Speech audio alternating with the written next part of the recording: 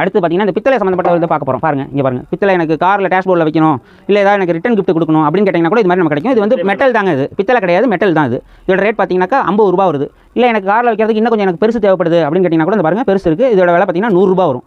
இல்லை எனக்கு பித்தளையில் தாங்க வேணும் அப்படின்னு கேட்டால் கூட இந்த பாருங்கள் பித்தளையில் இருக்குது, நல்லா ஹெவியாக இருக்கும்.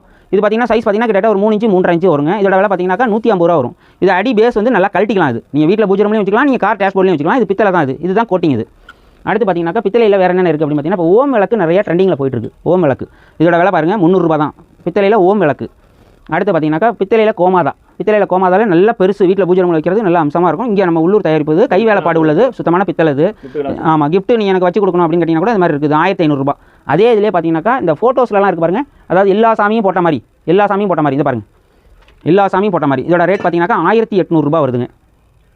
அதே மாதிரி எனக்கு இது மாதிரி எனக்கு இந்த ரெட்டை மாட்டு வண்டி வீட்டில் ஷோகேஸில் வைக்கிறதுக்கு இந்த மாதிரி ரெட்டை மாட்டு வண்டி, இதோட பாருங்கள், இதோட விலை பாருங்கள் 600 ரூபா.